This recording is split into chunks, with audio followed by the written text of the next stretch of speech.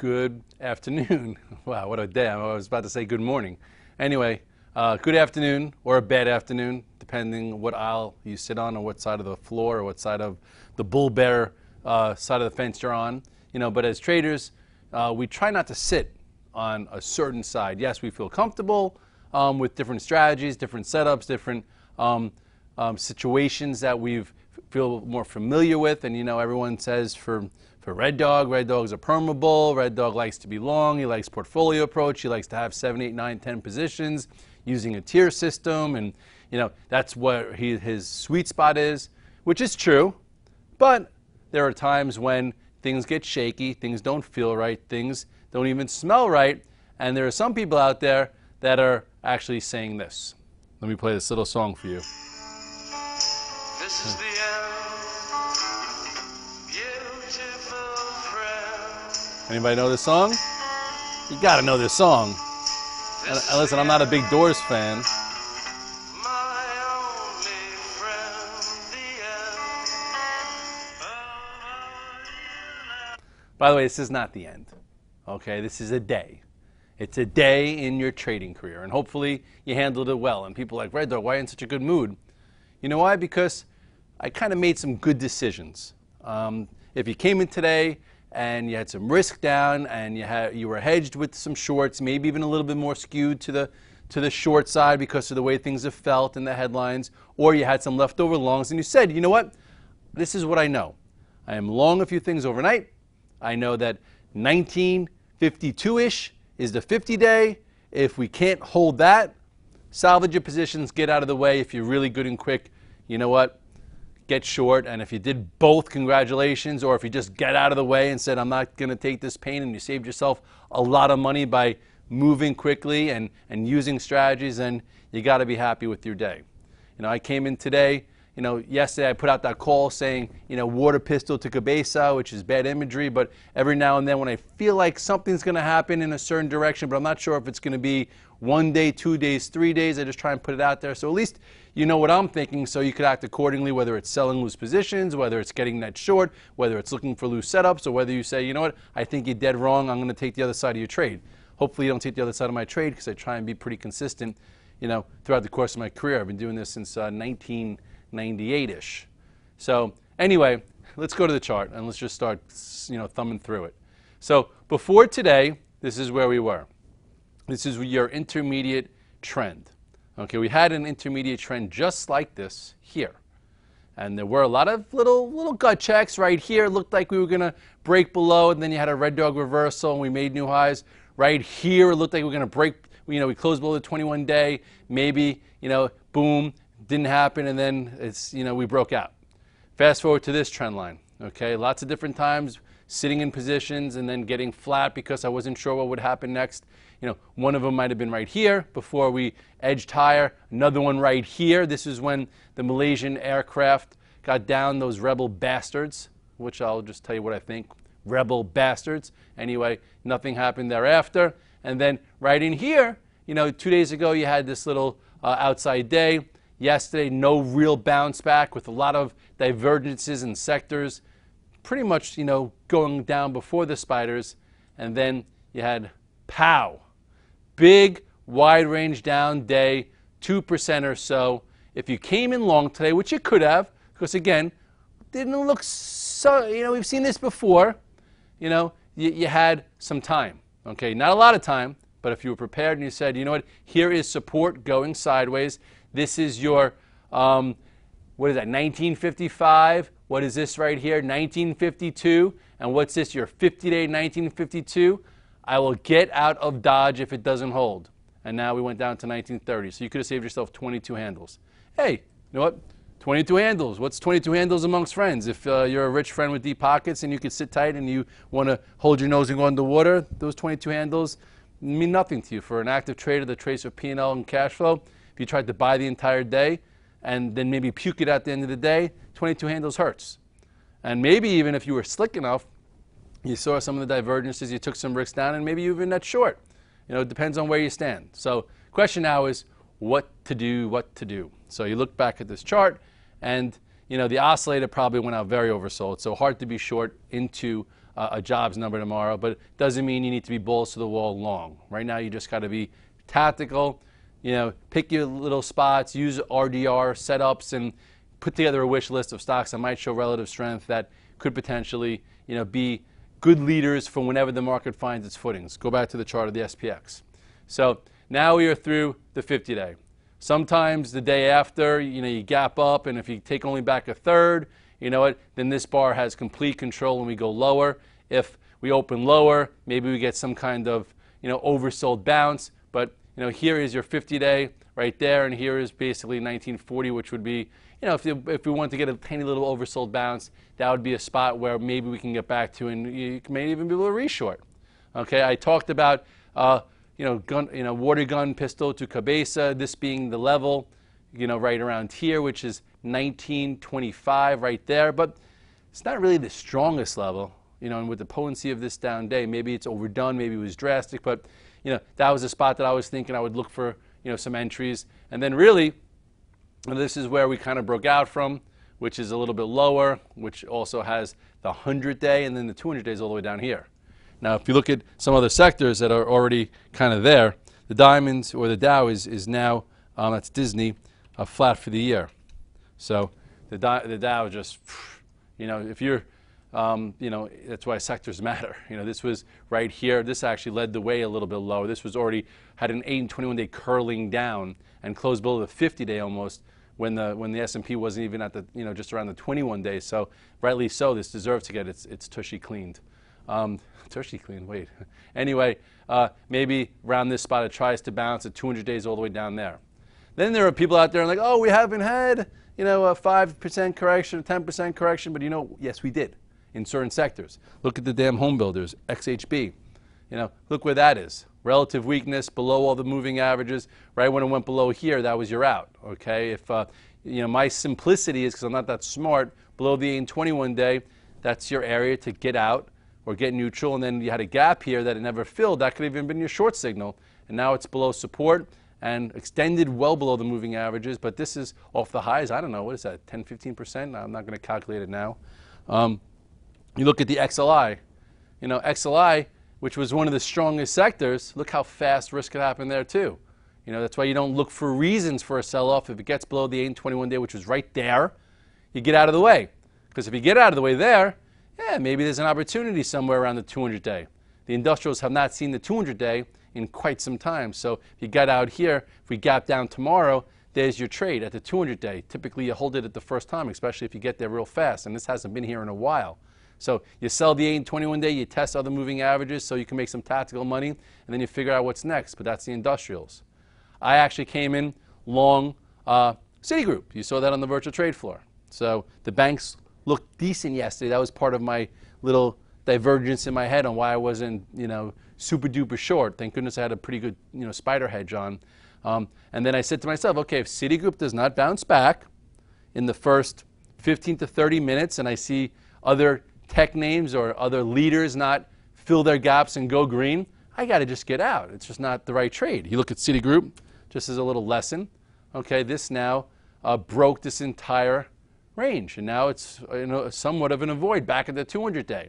It tried yesterday, looked pretty good yesterday, right? This looked like if you're going to be long something, why not be long Citigroup that's holding above the 8 day and pretty strong. And I had to salvage the damn trade. And look what happened here. Thank goodness. It closed at 49.05-ish. No, 48.91. You go to your 5-minute chart. This is how you do it, guys. Okay? This is how you look at the open. Okay? Let me just clear this up and go style templates, time templates. Let's go East Coast. Okay, so here it is, guys. This is how you handle a gap down. Okay, I came in long, didn't buy on the open. I said, you know what? I'm going to see what happens. I don't want to buy too much because who knows. I let it rally up, sold some into the rally up, said, okay, let me get rid of half, and then I'm going to use the 15-minute support as my way out to salvage the trade. Sold some, got rid of the rest at 49.50, and obviously it could have been worse. Okay, that's how you salvage a leftover position. You know what else I had? I had Facebook. Everyone on the virtual trade floor saw me long Facebook. It made sense. Twitter blockbuster earnings. Who knows if the gap was going to hold, if we're going to have some momentum, if some names could still be in the game. So I came in long Facebook. That I actually bought a little bit pre-market.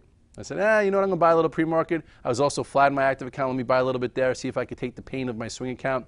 And if it rallies up, sell some. And then if it breaks that 15-minute low, get out of the way. You look at Facebook. In Facebook, okay, similar thing. Okay, this right here opened right around 73.60, came off, went as high as 74.20. Did it fill the gap? No. Did it show extreme relative strength? No.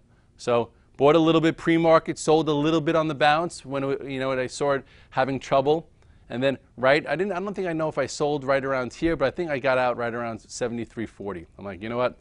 I'm done. It broke the morning low. Who knows where it's going to go? Some people waited till the gap, okay, which was where it went below, and P.S. I saved myself, I don't know, 73.40, 80 cents plus pain, and who knows, maybe if you got out there when the market tried to bounce, you had a little bit of a descending channel here, and you got a reflex move up before going to the lows. And now you go back to the daily chart, and it's still fine, still somewhat strong, but it's now below the prior pivot, which was your last point of reference. It's kind of below the 8-day, and it's still above the 21-day. So who knows? Maybe this wants to get down a little further. It did wind up holding at first this prior pivot, which we talked about, which was 72.50-ish. So, but if the market's going to continue to sell off, this is going to probably come in a little bit. You don't have to be in such a rush. Twitter tried to be strong. I got to say, I guess in I guess relative terms, okay, it still held above this prior pivot, closed well off the lows. Not the easiest trade, but now we have this little area here. It's still a big gap. Okay, so this to me is something that if you have market weakness, you look to this just in case, and hopefully it builds some sideways pattern and then goes again. I did draw a trend line in Apple, and I talked about potentially buying anywhere between, I think, 95.30 and 96.40 midday. I put some orders in from, I think, 95.60 down, and I only got filled on partial, thinking that, okay, if it's going to be any good, if I was here, that's what I would buy. And it kind of bounced off it. Not a great bounce. So I wound up not holding it, but on the VTF, they saw me get long somewhere around here, which made some sense, right? And still right on the 21-day. And to be honest, I probably should have taken it home long, but I'm going to wait. Maybe tomorrow we get a red dog reversal around 95.33, which was the low. This is when it couldn't get above 100, when it traded back below 99.24. That was my out when I was long from this nice little bull flag. And here we are back at the trend line. And someone said to me today, like, red dog, what happens if that trend line breaks? You're wrong. I'm like, okay, I'll be wrong, and I'll probably wind up hitting it out. And that means the trade changes, and the market's probably that weak, and we have to wait a little bit more time and look for a different type of setup. That means that trend is not holding, so the speed changes and the composure changes. So you go back to the chart of Apple. So this is held ever since here, so you have to give it the benefit of the doubt. And if you did it here, you did well. If you did it here, you did well. If you did it here, you did well. And this one, the jury's still out. But it was worth a try. Closing the lows, we'll see. So tomorrow, this will be my pivot. I'm hoping maybe it trades below, comes back above, gives us a red dog reversal. I get back in, and it stays. If it happens to break this, chances are that the speed's going to change, and the market's that weak. And then you have the 50-day at 93.08. So at this particular point, it was worth a try today. I waited. I was very patient. I think Mark wanted to buy it somewhere around here. I'm like, why are you going to buy it at the top of the range? The market's that weak. It's not showing you any reason. Don't do it. Don't do it at the top. Wait so you could sit in it. And it did give you a little bit of a bounce back, for a tactical trade. But then it closed weak like everything else. So we'll see. By the way, on the spiders, I did wind up going long on the close just because I saw earnings from LinkedIn and I saw a few things up. And I said, you know what? I do think if we open down tomorrow, there'll be a chance for things to go from negative to positive. So since I wasn't caught in this mess, I figured I'd buy a little spider. So if you see my disclosures among spiders, I am long from after hours, not from today. I do have some G Pro options that I bought here.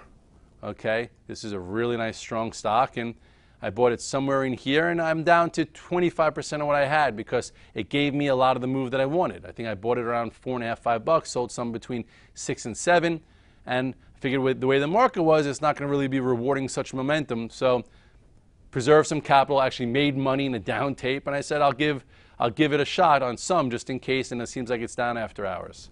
LinkedIn's up after hours, and this stock has come a long way since the bottom, but it's also come a long way from the top.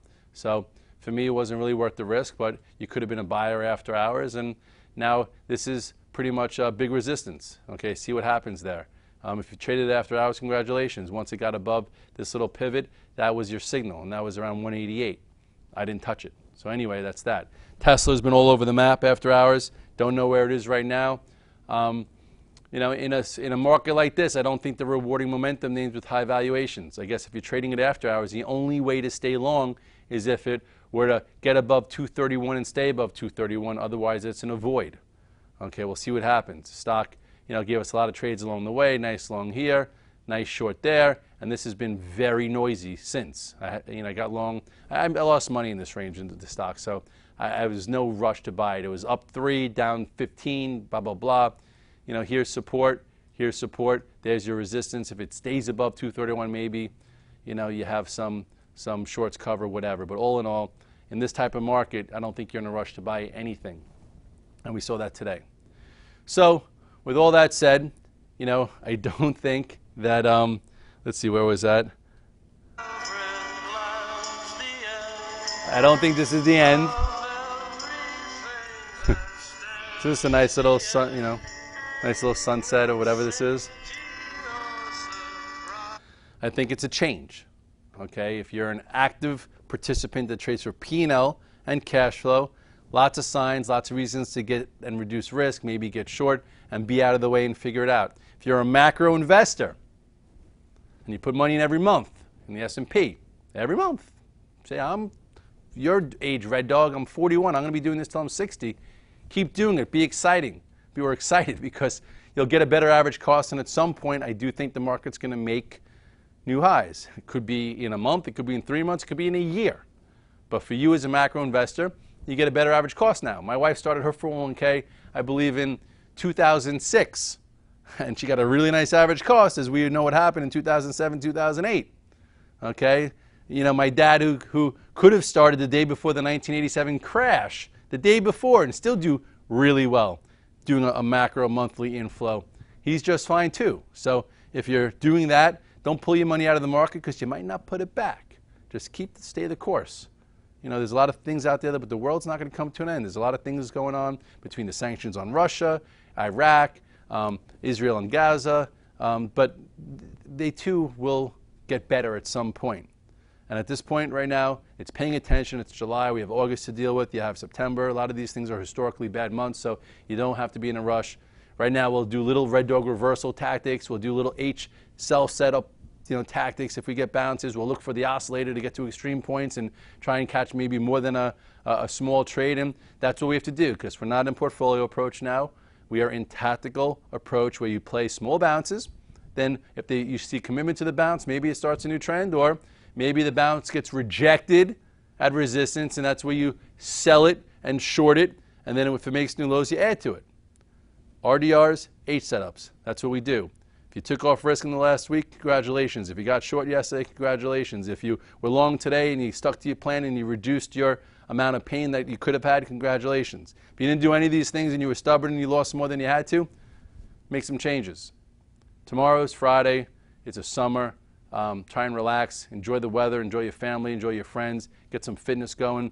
Clear your head because it's going to be a volatile summer. And to be honest, it's the best thing that could happen to the market because the last week or so, or the last 2 weeks, the action, even for the bulls, has not been very conducive. We've had air pockets. We've had commitment issues where we ourselves are like, why is the market still up with all this going on? So, lower prices brings better opportunities if you're not caught in the trade. And if you're in our community, I think there was a lot of people talking back and forth, having a good time. You must not have been in the trade, and some people actually made money short. If you did so, congratulations. In the morning call, we talked about a short in Google. For those looking for it right here, there were some tradable shorts. Hold on. Google right there when it broke the earnings low right? We talked about that today in the morning call. I said if it breaks 591, look for a short. It could hit the 50-day. Boom. That's what it did. Now we'll see what's next. Amazon, talked about the low end of the 4-day range. If you want to short that, boom, you had it. So there were some short setups today also as traders. You could look for them. I have a tough time being involved in some of them. So what I do as an offensive coordinator, I throw it out there for you guys to take advantage of it and make some money. And at some point, I'll join the scenario. And at this point, the market's got to prove to me that we're not going to bounce back, that it's not the same way that it's been, and we'll go from there. So in conclusion, this is not the end. It's just another day, a different day, and we measure the changes as they take place. And we'll see what's next. So stay tuned and be involved, and we'll try and keep you safe and be more consistent and enjoyable. I think